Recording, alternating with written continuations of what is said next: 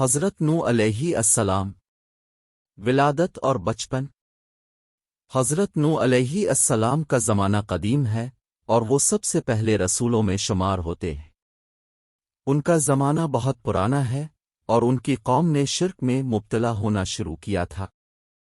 اللہ تعالیٰ نے انہیں اپنی قوم کی ہدایت کے لیے منتخب فرمایا۔ دعوت و تبلیغ۔ حضرت نوح علیہ السلام نے اپنی قوم کو اللہ کی عبادت کرنے اور بتوں سے باز آنے کی دعوت دی۔ انہوں نے رات دن، خفی و علانیہ، زمین پر اور سمندر میں اللہ کی توحید کی دعوت دی، مگر قوم نے ان کی دعوت کو رد کر دیا۔ قوم کی سرکشی اور اللہ کا عذاب۔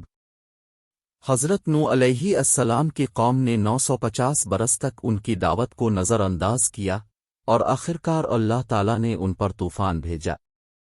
حضرت نوح علیہ السلام کو حکم ہوا کہ وہ ایک کشتی تیار کریں اور مومنوں اور جانوروں کو اس میں سوار کرے۔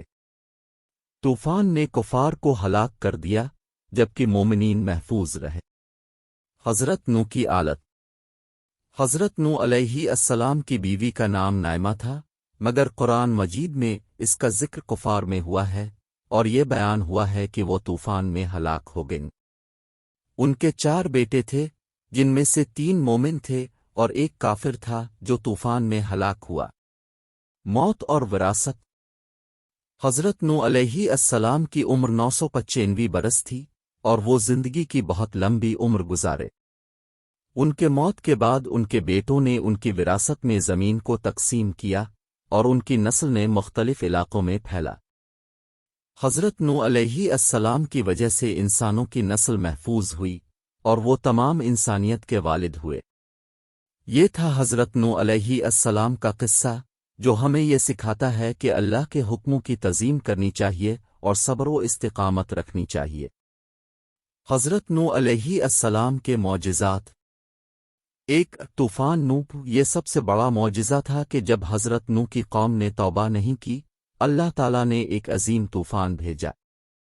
یہ طوفان زمین پر موجود تمام زندہ مخلوقات کو ہلاک کرنے والا تھا، مگر حضرت نوح اور ان کے ماننے والے لوگوں کو اللہ نے محفوظ رکھا۔ 2، کشتی کا بننا۔ حضرت نوح علیہ السلام نے اللہ کے ہدایت پر ایک بڑی کشتی تیار کی۔ یہ کشتی ان لوگوں اور جانوروں کو لے جانے کے لیے تھی جو اللہ کی عبادت میں مصروف تھے۔ یہ کشتی ایک عظیم معجزہ تھا جو زمین پر طوفان کے پانی میں تیر رہی تھی۔ 3، پرندوں کا استعمال۔ حضرت نوح علیہ السلام نے مختلف دفعات پر پرندے بھیجے تاکہ معلوم ہو سکے کہ زمین پر پانی کم ہوا ہے یا نہیں۔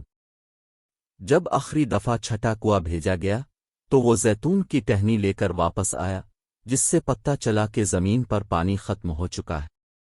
4، قوم کا ہلاک ہونا۔ حضرت نوح کی دعا سے اللہ تعالیٰ نے ان کی قوم کو ہلاک کر دیا، جو کہ 950 سال تک اللہ کے رسول کی دعوت کو نہ کرتی رہے۔